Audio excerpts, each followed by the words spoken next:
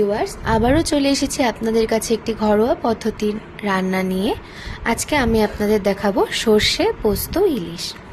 আপনাদের ভালো লেগে থাকলে অবশ্যই আপনারা কমেন্ট করে জানাবেন এবং একটি লাইক করে দেবেন। প্রথমে মাছগুলোকে ধুয়ে নিয়ে হলুদ লবণ মাখিয়ে নিলাম। এরপরে কড়াইতে সরষের তেল দিয়ে মাছগুলোকে হালকা করে ভেজে নিলাম।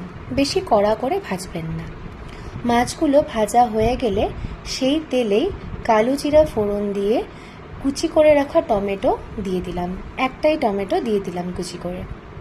টমেটোটা ভাজা ভাজা হতে হতে আমরা পাশে মিক্সার গ্রাইন্ডারে পোস্ত এবং কাঁচা লঙ্কা পেস্ট করে নিলাম। আপনারা চাইলে শিলপাটাতে বেটে নিতে পারেন। টমেটো ভাজা হয়ে গেলে তাতে মিক্সিতে করে রাখা পোস্ত কাঁচা লঙ্কার পেস্টটি দিয়ে দিলাম এবং তাতে পরিমাণ মতো লবণ, হলুদ এবং আরেকটি টমেটো পেস্ট করে দিয়ে দিলাম। এরপর সেই মিশ্রণটিকে ভালো করে কষিয়ে নিলাম।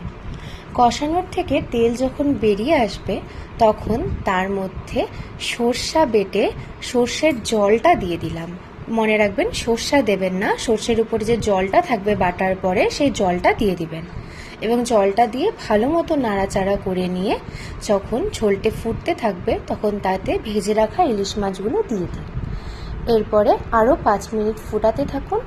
তারপরে কাঁচা লঙ্কা চিড়ে চিড়ে দিয়ে দিন। এরপর 5 মিনিট আরও ঢেকে রাখুন। এরপরে আপনাদের তৈরি সর্ষে পোস্ত ইলিশ। গরম গরম ভাতের সাথে পরিবেশন করুন এবং আপনারা বাড়িতে বানিয়ে খেয়ে আমাকে অবশ্যই জানাবেন আপনাদের কেমন লেগেছে।